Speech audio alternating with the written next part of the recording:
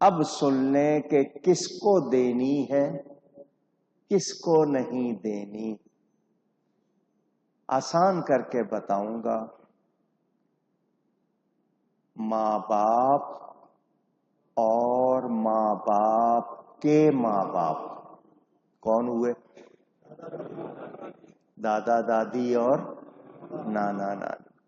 ماں باپ اور ماں باپ کے ماں باپ سگے، سوتیلے کی بات نہیں ہو رہی. سگے ماں باپ اور ماں باپ کے ماں باپ کو نہیں دینی. ان کو کہتے ہیں اصول.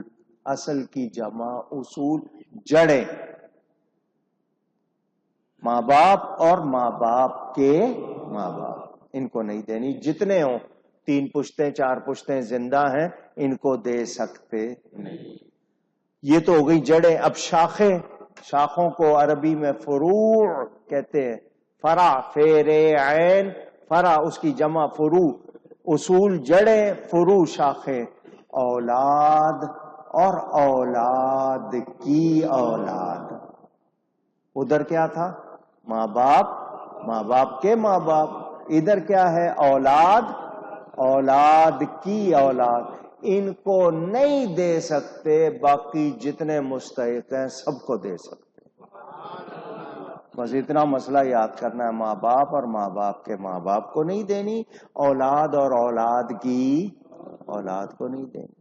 اب پوچھنے کی ضرورت نہیں ہے. خالہ ہو، پھوپھی ہو، چچی ہو، سگی بہن ہو، سگا بھائی ہو، سوتیلا ہو، کوئی پوچھنے کی ضرورت رہ گئی؟ بتا دیا. بس ماں باپ اور ماں باپ کے ماں باپ کو نہیں دینی. اولاد اور اولاد کی.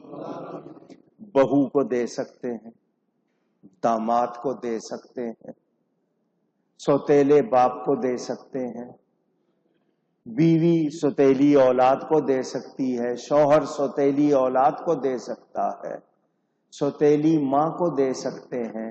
بس جو بتا دیا جن کو نہیں دینا ہے وہ آپ کو آسان کر کے بتا دیا. لیکن ایک بہت بڑی شرط ہے.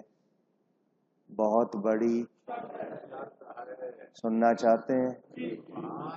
پوچھ رہا ہوں. نہیں، مجھے آپ کا شوق نظر نہیں آیا.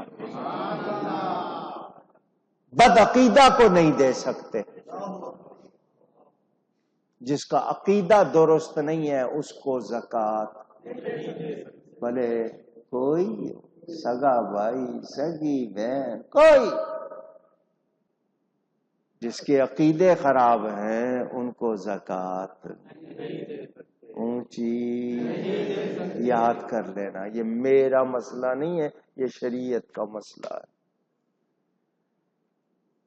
اللہ کے نام پہ دینی ہے، اللہ کا حکم ہے دینا ہے، تو بدعقیدہ کو نہیں دینا. سن لیا آپ نے؟ اچھا، ایک بات اور سن لیں. ایک رشتہ اور ہے، اس کو بھی نہیں دینی. بیوی شوہر کو نہیں دے سکتی، شوہر بیوی کو. کہیں یہ نہ کر لینا آپس میں. اچھا، چال ایک اور چلتے ہیں، وہ بھی آپ کو بتا دوں. وہ بھی لوگوں نے طریقہ بنایا ہوا زکوٰۃ سے بچنے کا. شوہر بیوی کو اپنی جائیداد، اپنی چیزوں کا مالک بنا دیتا ہے. تو مالک ہے آج سے. 10 مہینے بعد اس سے واپس لے لیتا ہے کہ سال پورا نہیں ہوا، زکوٰۃ سے بچ جائیں گے. 10 مہینے کے بعد اب میں واپس لے رہا ہوں تجھ سے. اب خود 10 مہینے گزارے گا کیونکہ سال پورا کرنا ہے. اور اس طرح وہ ہیرا پھیری کرتے ہیں. یہ طریقہ بہت برا ہے. کس سے چھپا رہے ہو؟ کیا کر رہے ہو؟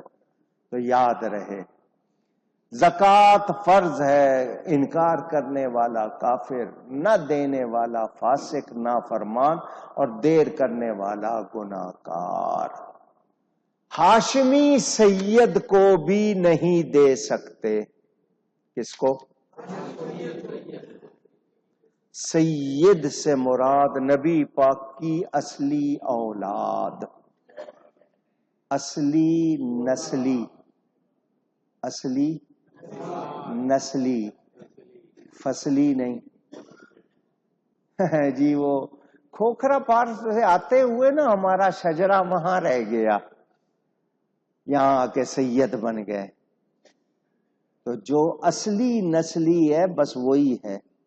اب باقی میں کہتا ہوں نا سید دو طرح کے ہوتے ہیں، خاندانی ہوتے ہیں، ایک جاپانی ہوتے ہیں. بنا لیتے ہیں اپنے آپ کو، پہلے شروع میں لفظ لگاتے ہیں، پھر آہستہ آہستہ سید بن جاتے ہیں. گالی دینا ہے یہ نبی کو، ان کی اولاد نہیں، اور کہو کہ میں ان کی اولاد ہوں. سوچنا چاہیے آپ کو. آپ کی جگہ، آپ کے باپ کا جگہ کسی اور کا نام لے آپ پسند کرو گے؟ اونچی. اور حدیث ہے بخاری میں، من ادعا الی غیر ابی، جو یہ چاہے کہ اس کے باپ کے سوا کسی اور کے نام سے اس کو پکارا جائے، اپنا ٹھکانہ جہنم میں بناتا ہے، جنت اس پہ حرام ہو جاتی ہے. دنیا کو دکھانے کے لیے نہیں، میں اس کا نہیں اس کا بیٹا ہوں، خبردار. تو جو اصلی سید ہیں ان کو بھی زکوٰۃ اونچی اونچی. اب یہاں ایک بات کرنی ہے میں نے، اور میں کرتا ہوں، آپ کو پسند آئے تو ٹھیک ہے، نہیں پسند آئے تو آپ کی مرضی. اگر کوئی سید کہلانے والا اولاد رسول مفلوق الحال ہے، اس کے پاس گزارے کو پیسے، کھانا پینا، تو اس کو اس حال میں چھوڑا نہیں جائے گا. اگر آپ کے پاس ہدیہ نذرانہ ستھرا مال نہیں ہے، کیونکہ زکوٰۃ مال کی میل ہے، نہیں ہے، تو پھر آپ ہیلا شرعی کر کے اس کو دیں گے. اس کو برے حال میں چھوڑنا. ہیلا شرعی کیا ہے؟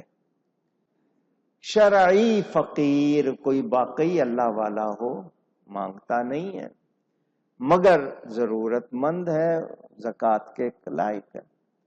آپ اس سے کہیں کہ میں نے کسی کی مدد کرنی ہے، میں نے کسی کی مدد کرنی ہے، تم میرے ساتھ تعاون کرو، تم مہربانی کرو، میں یہ تمہیں پیسے دے رہا ہوں، یہ قبول کر لو، اور قبول کر کے مجھے ہدیہ کر دو، قبول کر کے مجھے ہدیہ کر دو. تملیک ہو گئی، آپ نے اس کو دے دیا، مالک بن گیا، تملیک ہو گئی. اب آپ اس سے لے کر اس کو جو مصارف زکوٰۃ ہیں، جب سہولت ہو خرچ کر لے، اس کو سید کو دے دی، کسی اور جگہ دے دی.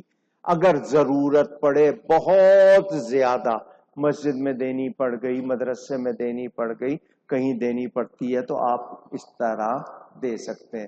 مدرسوں کو آپ دیتے ہیں، ان کو مسئلہ معلوم ہے، وہ تملیغ کرا لیتے ہیں. مگر یاد رہے کہ سید کو برے حال میں چھوڑنا، برے حال سے مراد تکلیف والے حال میں چھوڑنا نہیں، یہ بھی مسئلہ.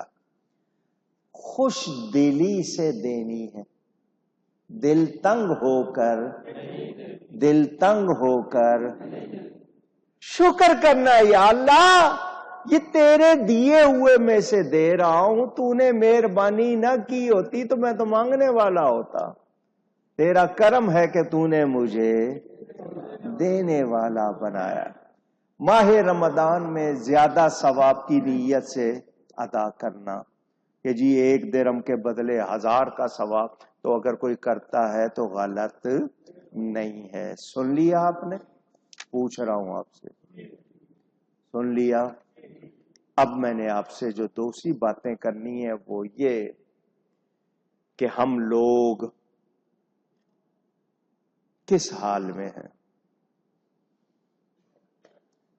کیمیائے سعادت میں، یہ میں نے اس کے حوالے سے آپ کو سنایا، کئی مرتبہ سنایا، پھر سنا رہا ہوں. میرے آقا کریم صلی اللہ علیہ وآلہ وسلم نے فرمایا، لوگوں پر ایسا زمانہ آئے گا کہ آدمی کا دین محفوظ نہیں رہے گا.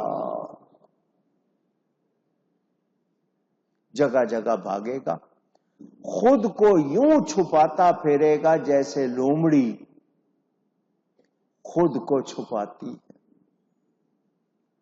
صحابہ کرام رضوان اللہ علیہم اجمعین نے عرض کی یا رسول اللہ صلی اللہ علیہ وسلم ایسا زمانہ کب آئے گا؟ فرمایا جب روزی بغیر گناہ کے نہیں ملے گی. گناہ سے مراد حرام ذریعے. جب روزی بغیر گناہ کے نہیں ملے گی اس وقت لوگوں سے علیحدہ رہنا حلال ہوگا. کوئی اگر شہر چھوڑ کر گاؤں میں چلا جائے یا صحرا میں چلا جائے تو رہنا حلال ہوگا. صحابہ نے عرض کی حضور یہ کیسے ہوگا؟ آپ نے ہمیں نکاح کا حکم دیا ہے، گھر بسانے کا حکم دیا ہے، والدین بہن بھائیوں رشتہ داروں کے حقوق سکھائے ہیں. فرمایا اس وقت آدمی کی ہلاکت یا تو ماں باپ کے ہاتھوں ہوگی، اگر ماں باپ زندہ نہیں ہیں تو پھر بیوی اور بچوں کے ہاتھوں ہوگی، وہ بھی نہیں ہوں گے تو رشتہ داروں کے ہاتھ سے ہوگی. وہ اس کو تنگ دستی پر ملامت کریں گے اور تیرے پلے تو کچھ ہے ہی نہیں، تو کیا ہے، اس طرح کی باتیں، اور پھر اس سے مانگیں گے ہمیں یہ لا کے دے، ہمیں یہ لا کے دے. اس کی استطاعت نہیں ہوگی اس بندے کی، تو پھر وہ مطالبات پورے کرنے کے لیے حرام طریقے اختیار کرے گا. اوپر کی کمائی، بھتہ، تاوان، رشوت. سن رہے ہیں؟ میرے نبی نے پہلے فرما دیا، فرمایا ایسا کرنے سے وہ ہلاک ہوگا.